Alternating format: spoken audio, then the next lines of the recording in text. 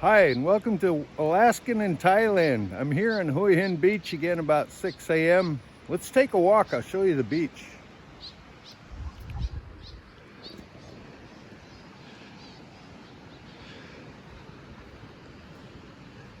These people here, well, everybody here is rich except me. This is the owner of the Singha Beer Company in Thailand. It's a big beer company. They got like 10 jet skis, tractors, and everything to pull it all up. Check it out. Nice crib.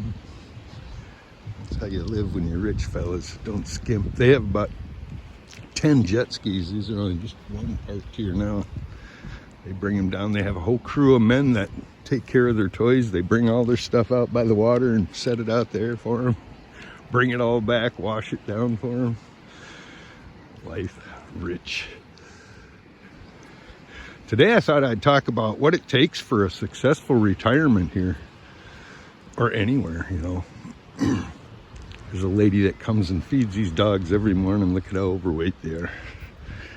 Every morning. They chased me a couple of times. I had to turn around and chase them back.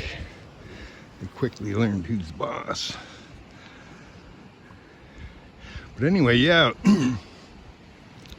Everybody gets so involved with the preparation for retirement, you know, and it is a lot of preparation to get ready to live, you know, if you're going to retire in a different country like Asia. There's a lot of things you really got to get set up back home and get in having enough finances, and planning it out and dealing with your family and how you're going to pull it off. It takes up all your time and energy. And then once you get here, you're done with all that preparation, and now you're like, well, what do I do? You know, you really got to have a plan for what you're going to do when you're here in Thailand or your Philippines. What are you going to do every day? And that will plan out whether you have a, you know, success in your retirement or not, because there's a lot of planning that goes involved in your retirement too, you know. You can't just, you know, you were used to maybe going down to hanging out at the bait shop, drinking beer with Billy Bob or whatever, you know, or you know, going squirrel hunting and stuff, and that's all going to come to an end. And you got to find out new things to do, new friends, new hobbies, and you're in a place where you don't know anybody. I would say getting the friend part thing is going to be the hardest thing you ever did, you know. Starting all over. You never did that ever before in your life, you know. When you went to kindergarten, that was the last time you ever went somewhere where you didn't have any friends, you know, the first day at school. And you could kind of compare retirement to being the first day of school again. All over. You're gonna get here, you're not gonna know anybody. Any worse than that, they're not even gonna speak your language. Here in Thailand where I am, there's a lot of foreigners around, but yet you can't speak to them, so it's even doubly frustrating. You see people that look just like you, but they all speak a different language. Most of them do. Not, I would say, good 75-80% of the Western-looking Caucasian people you see here can't speak. They're mostly Russian or Ukrainian or Europeans in some countries that we don't speak that language either, you know. And I feel sorry for those guys that come here and try to speak English to talk to a Thai. You know, they're all trying to meet in the middle with English. And they don't neither speak English, so I really feel sorry for those guys. But anyway, yeah, you better have the mindset that when you get here, you're going to have no friends. Now you need to come up with a schedule. What are you going to do with all your time, you know? You've been going to work every day, going out hanging with certain friends, or just staying home in your daily routine. You know, you were in your routine for sure. Now what are you going to do without any friends? So you got to dream, you got to get creative, you got to find some things to do. I would say start your day is wake up early, seize the day. I get up myself at 4:30. I didn't say you have to get up that early or anything, but yeah. Get up. That's when, in Asia especially, you know, that's the cool morning. That's when everybody gets out. If there's business to be done, if there's, you know, the markets are going full bore, the wet markets and stuff. People are out getting, there's all the streets food stalls already set up at 6 a.m. They're already barbecuing and stuff, so there's food available everywhere you go. And it's a busy time of the morning, and it's cool. It's really nice. Just like now, you see this. This was 6 o'clock in the morning somewhere else. You wouldn't probably see this. But this ain't the main. The main part is up on the roads. Everybody's getting their breakfast right now. These are the rich people on vacation down here, and they slept in probably.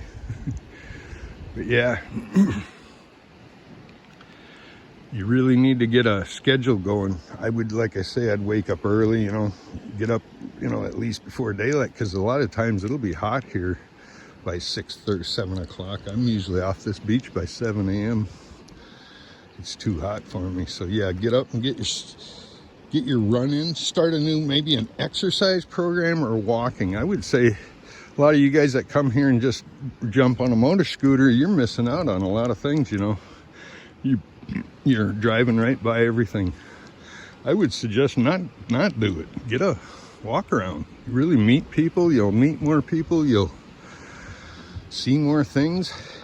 I actually met my friend that I go out with, once a week, going out and eat, and she's showing me around stuff. I met her walking, so if I was driving on a scooter, I wouldn't have met her. Or I met her in a haircut, but we'd have never met up again. Look at that house. Cool.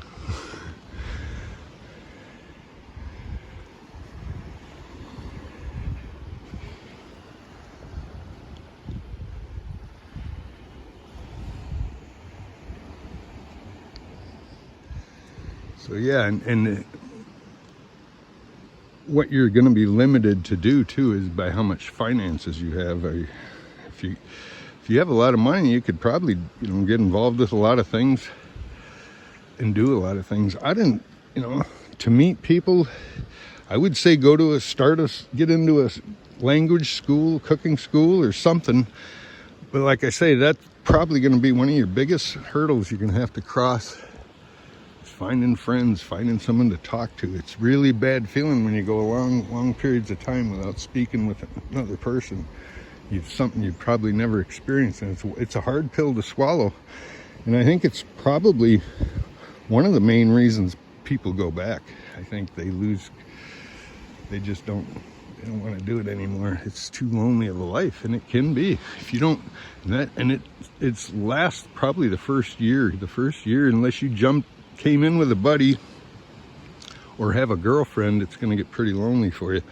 Even with a girlfriend that speaks Thai or even a Filipina, she's not going to get into deep, dark conversations with you, so you're still going to miss that Western contact with another Westerner that speaks good English, these places.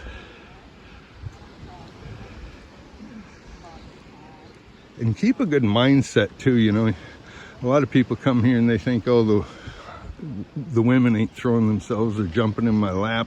What's going on? I was told Asia's got all these women that can't wait to meet me when I get here, and that's not happening, and I'm discouraged about that. Well, that too takes time, and you don't push it. And it's, if you're working at a good girl's, they can be a little harder to, and that's probably a good thing.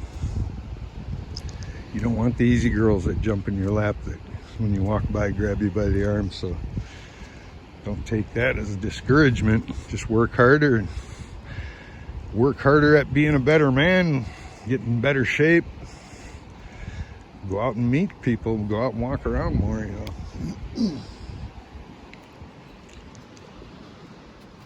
This cute little dog here. It runs straight up to every stranger it sees. It'll run right to him like he's going to attack him. It freaks people out. Cutest little thing. And this Thai couple here try to stop him every time he goes up and tries to run to somebody. He'll probably try to run to this monk. Yeah. So yeah, don't get discouraged too easy. You're going to put it...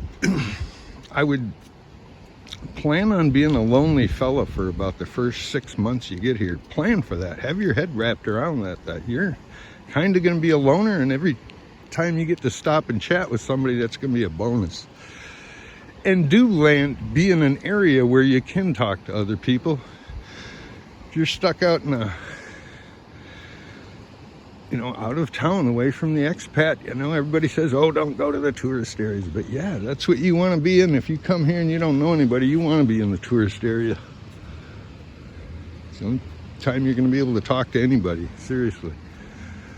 Even in Philippines, they speak English there. I had the same lonely feeling I did here. In fact, I'd left there, and that was part of the reason too. I've had that terrible lonely feeling. And it caught up with me, but I also needed to do other things. I needed my surgery and stuff, so it wasn't the main reason that drove me over here, but I had that same discouraged feeling that I did here for a little while. Here I was never totally discouraged. I walked around this place with a smile on my face for about the first 3 months. It still hasn't quite wiped itself away. Yeah, I really did like this place compared to where I came from. And I don't mean just the Philippines, I mean Alaska too, where I came from.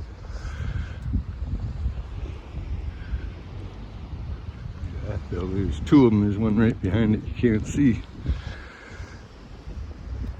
Yeah, I was discouraged in the Philippines too. It was just me feeling lonely for myself, and I was in a situation where I really couldn't be out talking every day with other expats and stuff, so I was in a lonely environment. It would have been tough and even longer for me to get over it. Here comes one of those one wheels.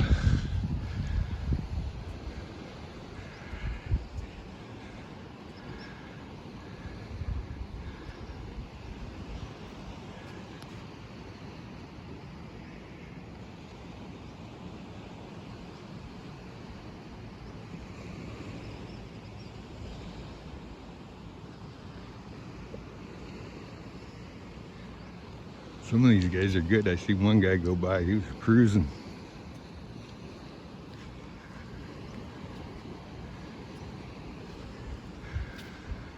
Well,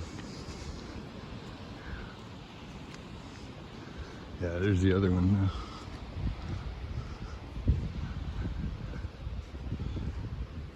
I forget what it's called, the Napa or something. I could be wrong. I don't know the names of all these places.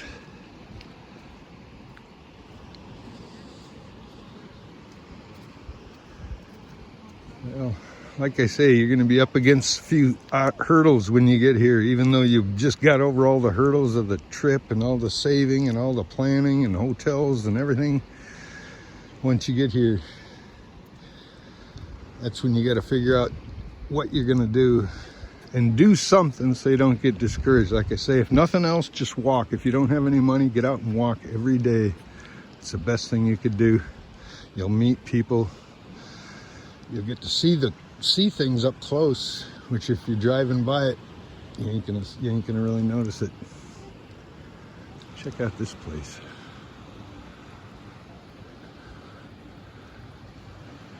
Jeez.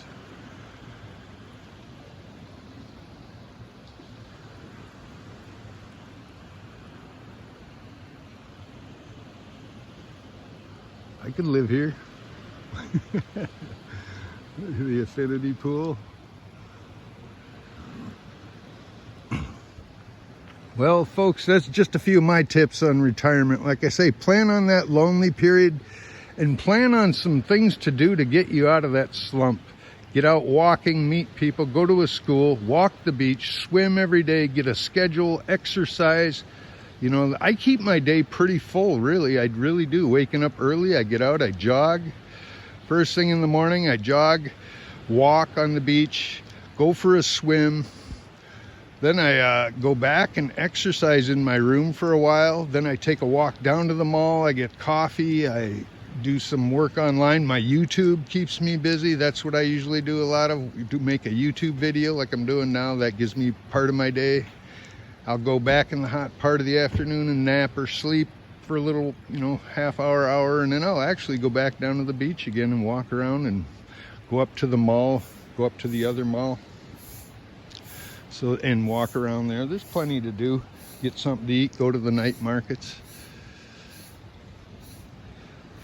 This here road is road to Blueport Mall now. We just walked up. If I walk down that road, I'll come right to Blueport Mall. So that's how I get around here. I don't walk on the roads. When I go to the mall, I come up the beach here and just go down these roads here. Well, anyway, it's getting hot. I'm going to get off the beach. Be sure to like, share, and subscribe. I upload every day. See you in the next one.